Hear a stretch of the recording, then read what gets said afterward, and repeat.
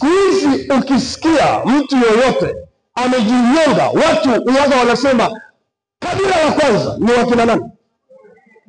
Nipungie mkono. Hata kama amejinyonga Msukuma, watauliza ni Mhehe. Kwa nini? Kwa sababu asili yetu aliyebeba identity, aliyebeba taswira, aliyebeba anwani ya Wahehe ni Mkwawa, alikufa kwa kujinyonga. Nipungie mkono.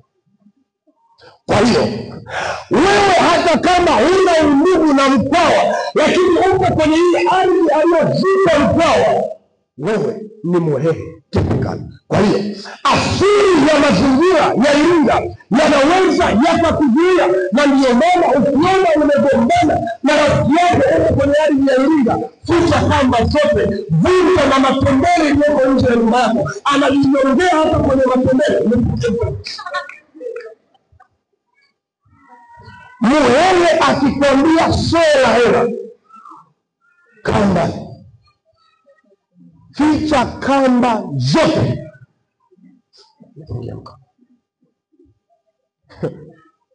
Nazungumza asili ya mahali isipobadilishwa inaweza kutuletea shida. Okay.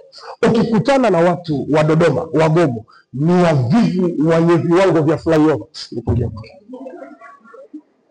Ni wajomba zetu wale. Si mnajua? Ni asili ya ule mkoa. Kwa nini? Kwa sababu ni mahali pakame sana. Kwa hiyo wao kulimalima si jadi yao. Fanya tafiti. Okay. Ukikutana na mtu wa Mara au Tarime, Mkuria, akikwambia kimbia na kuua, kimbia miguu iguse kisogo. Kwa sababu ni mijitu yenye hasira. Kwa nini? Kwa sababu neno Mara kwenye Biblia maana yake ni mchungu. Naomi alisema hivi, anaporudi Bethlehem, wakati anatoka kule alikokuwa anaenda, akasema msiniite Naomi, niiteni Mara, kwa sababu Mungu amenitendea mambo ya uchungu sana. Kwa hiyo mkoa wa Mara unaongoza kuwa na watu wenye uchungu, na ndio maana visa vingi vya mauaji vinatokea kanda ya Tarime na Mara. Nipungie mkono. Kwa hiyo unapoingia kwenye ile ardhi usipojiombea na kuombea asili ya ile ardhi, unaweza ukajikuta una hasira kama ya Wakuria. Nipungie mkono. Ukienda Moshi, kuna mahali panaitwa Machame. Nisikilize kwa makini. Wanawake wa Kimachame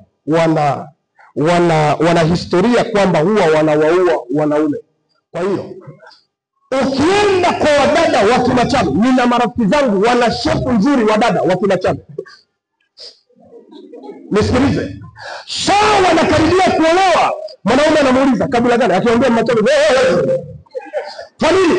Anajua wanasadikika kwamba wakiolewa, mwanaume akipata mali wanamuoa ili warithi zile mali. Kwa hiyo hawana hatia yoyote, wameokoka, wamebatizwa, wamepata kipaimara, lakini asili ya mkoa wao inawatesa. Nipungie mkono.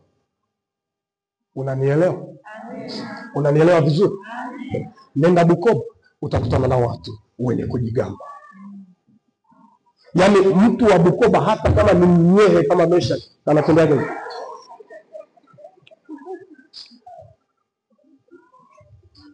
Nilihudhuria msiba mmoja wa Muhaya kwenye risala, kwenye ile historia ya marehemu, wanataja mpaka maksi aliyopata marehemu darasa la kwanza A.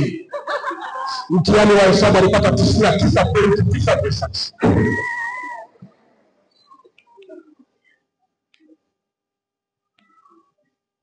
Muhaya ukimwambia umependeza, anakwambia hujaniona jana, nilipendeza kuliko leo. Ukienda Mbeya kwa Wanyakyusa, wanajua kila kitu, alafu ni wababe. Bwana asifiwe. Kristo asifiwe.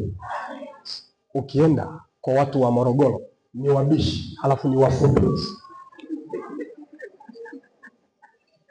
Ukibishana na mtu mfupi hutamaliza kubishana naye.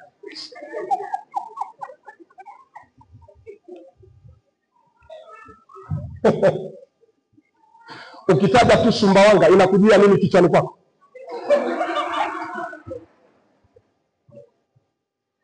Lakini si kwamba watu wote wa Sumbawanga ni wachawi, si ndio? Kwani Sumbawanga hakuna wachungaji, hakuna maaskofu, hakuna mapadri? Lakini kwa nini nilivyotaja Sumbawanga umesema uchawi? Kwa sababu tangu unakuwa unasikia ukipiga kifuu cha nazi Sumbawanga kinaongea usiku. Nipigie mkono. Kristo asifiwe. Bwana asifiwe. Kwa hiyo kila asili ya mali, na ndio maana Yakobo alipofika hivi aligundua kwamba hapa hivi si mahali wanapokaa watu, akasema kuanzia leo ninapabadilisha jina, nitapaita Betheli, mahali pa madhabahu ya Mungu aliye hai. Nipungie mkono. Kwa hiyo ni makosa makubwa sana kwenda hata kwenye familia ya watu, kuolewa au kuoa kwenye familia ya watu ambao hujawaombea kwanza. Nipungie mkono. Kwa sababu kama kuna changamoto, kuna identity fulani kwenye hiyo familia, ujue hiyo identity itakuvaa na wewe pia. Kuna watu walikuwa wanaitwa akina Mwakabwa, mnawafahamu? Walikuwa majambazi sugu hapa Iringa. Nipungie mkono. Kuna rafiki yangu nilikokuwa nimesoma sekondari. Rafiki yangu alizaliwa kwenye hiyo familia. Alikuwa ni jambazi na anakuibia na haumuoni huko mmekaa pamoja na mimi. Tabia zote ni asili zinazotoka kwenye familia. Bwana asifiwe. Kristo asifiwe. Bwana asifiwe. Kwa hiyo Yakobo alipogundua jambo hili akasema hapa mahali nitapabadilisha pataitwa Betheli. Hasa Yakobo yeye ametoka nyumbani, jina lake ni nzuri sana, alipewa na baba yake, lakini aliliharibu jina lake kwa kunyang'anya mbaraka wa ndugu yake kwa hila. Kwa hiyo wakati amekutana na Mungu hapo Betheli, Biblia inasema Yakobo alimng'ang'ania malaika akasema, sikuachi mpaka umefanya nini? Umenibariki. Ngoja nikwambie, Mungu huwa habariki vitu vilivyogharimu.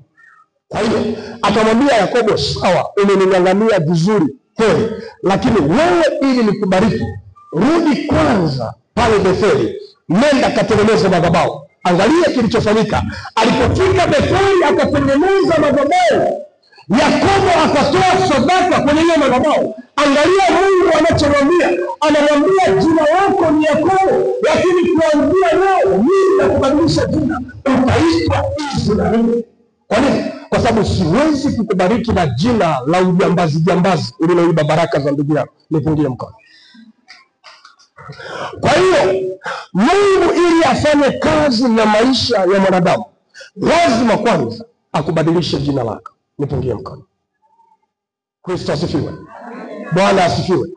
Unajua kwa nini mimi huaga situmiaji jina la ukoo wangu, jina la Matandala mara nyingi wasilitumie? Na hata kwenye mitandao ya kijamii na dunia nzima wananifahamu naitwa Elton Simon. Hilo jina la Matandala huwa silitumii kwa sababu baba yangu alikufa maskini sana.